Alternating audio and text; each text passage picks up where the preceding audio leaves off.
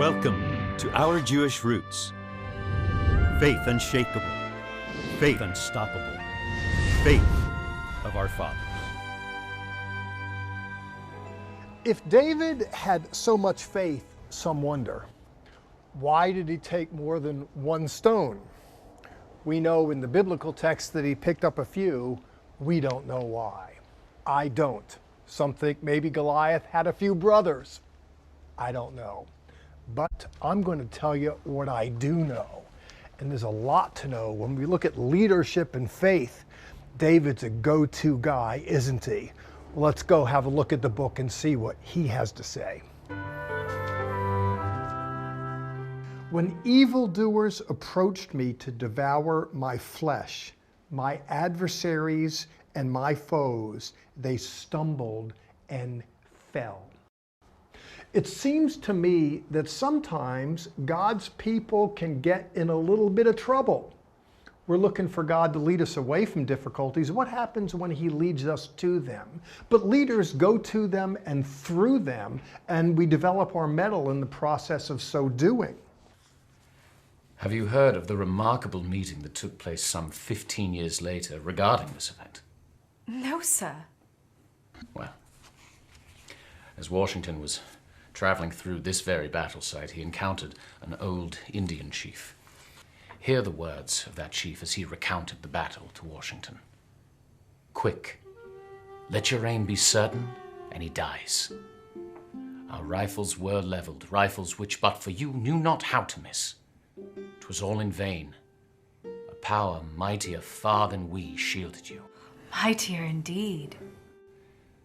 Seeing you are under the special guardianship of the Great Spirit, we immediately cease to fire at you. Something bids me speak in the voice of prophecy." Prophecy from an Indian. Listen. The Great Spirit protects that man and guides his destinies.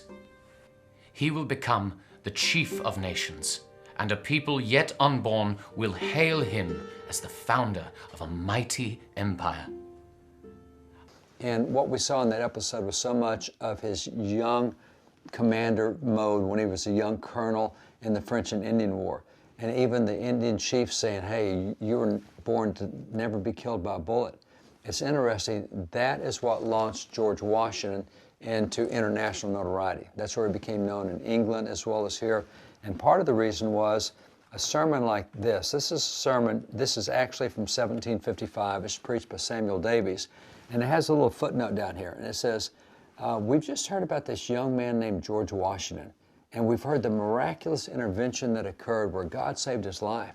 And he says, when God performs such great miracles for someone that young, we need to keep our eyes on this guy. He's probably going to be somebody special someday.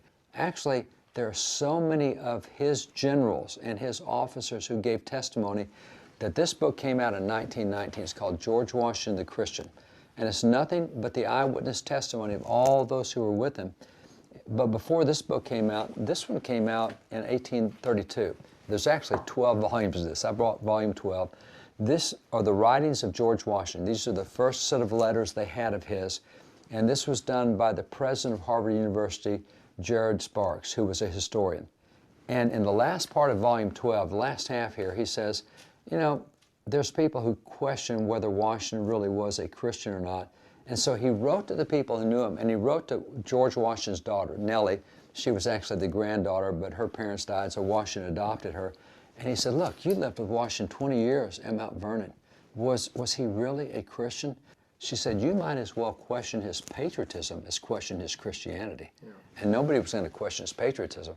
So we knew he was a Christian then, but today we've so demeaned him and so pushed him aside that he's no longer the figure he should be. Lost history, and fools just tear his statues down. Let's just rage.